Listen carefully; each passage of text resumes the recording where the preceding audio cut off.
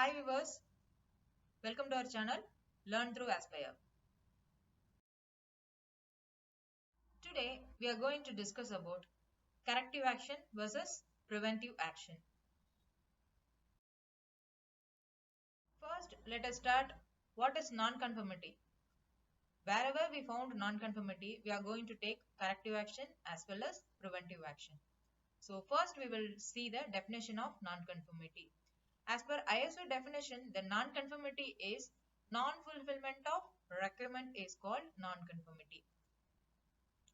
If you see, the process non-conformity is if the process is not running or operating as per the specified limit is called process non-conformity.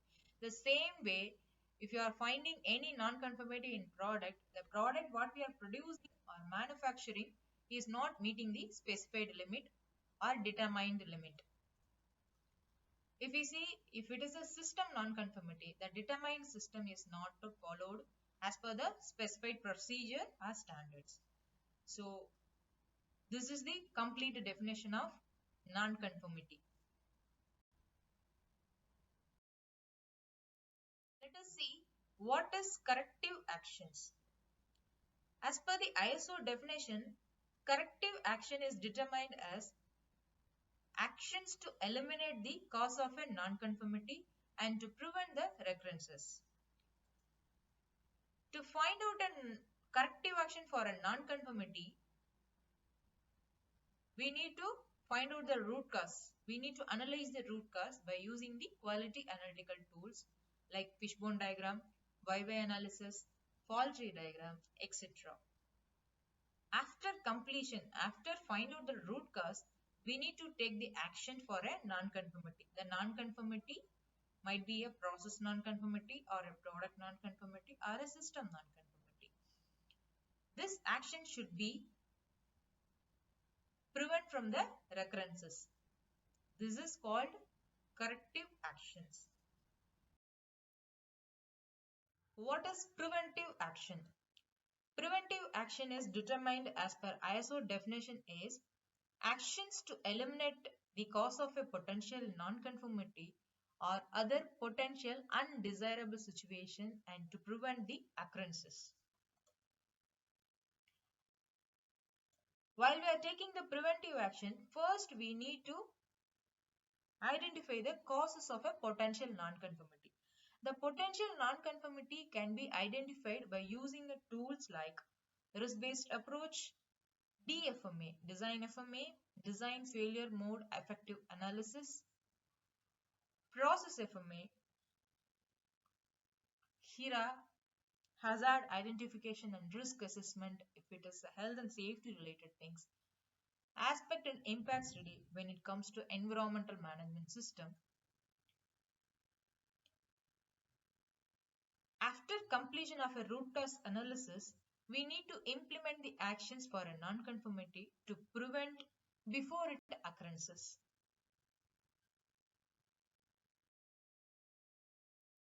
Okay, we clarified about what is called corrective action and what is called preventive action. So when we need to implement corrective actions can be implemented when customer complaints arises or warranty claims or field related issues, field failures, etc. or product or process or system non-conformance observation is high. Apart from this, we will face audit like first party audit, second party audit and third party audit. First party is nothing but our internal audits. Second and third party is external audit. The second party is customer audit or supplier audit. Third party is certification audits.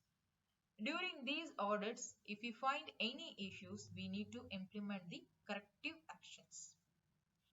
And unstable situations also, we need to take corrective actions. Apart from that, in case of any identified potential source of a non-conformance, we need to take the preventive action. Happy to inform that we are also providing certified online courses. The training topics, course timing, and fee structures are given in the brochure.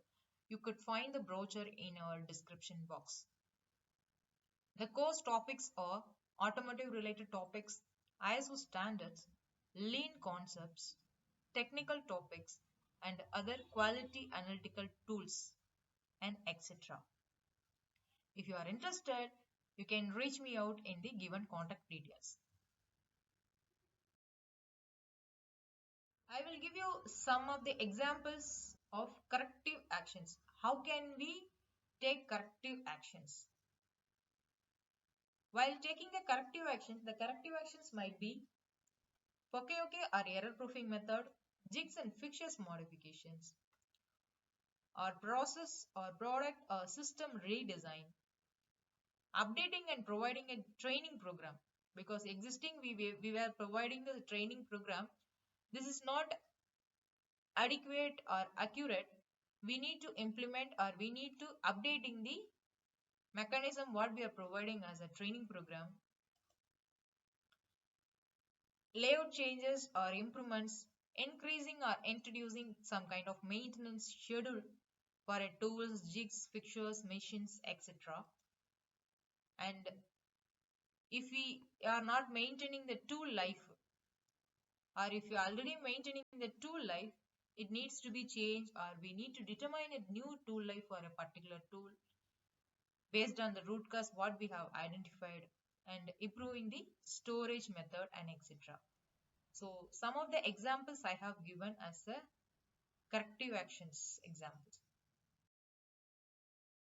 Examples of preventive actions. How can we determine or how can we propose the preventive actions? Implementing a new training for employees, regularly reviewing and updating company documents such as policies, procedures, code of ethics, or code of conducts, conducting internal audits, performing regular maintenance on equipments and machinery, establishing alarm in your work process that alert you to implementing impending problems, creating emergency plans for a natural disaster or security breaches and other incidents.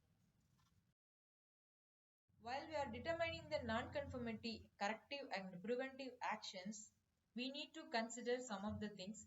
Some of the other considerables are given here. Sometimes there can be more than one causes for a non-conformity or potential non-conformity. Sometimes more than one actions or combination of actions are needed to correct the non-conformity. That also need to be taken into the consideration while we are determining the actions for a non-conformity. And we need to focus on risk-based approach or risk-based thinking to prevent non-conformity. Preventive actions can be implemented even after the occurrences of non-conformity or undesirable situations.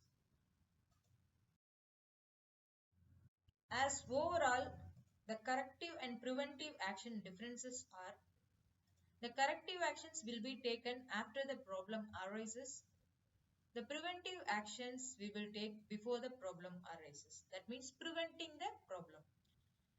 The corrective action prevent the reoccurrences. The preventive action is prevent the occurrences of a problem. Corrective action is a reactive approach and the preventive action is proactive approach. The corrective actions, we need to start with the root causes of a problem.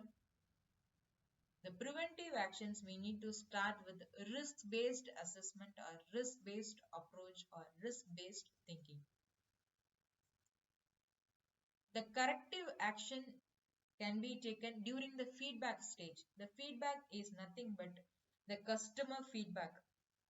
Because while we are getting the customer complaints or warranty claims, that time only we are going to take a corrective actions.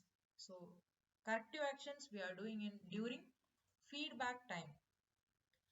The preventive actions we need to take during the product development, that is initial stage itself, initial product assessment, the product development stage itself, we need to do the preventive actions.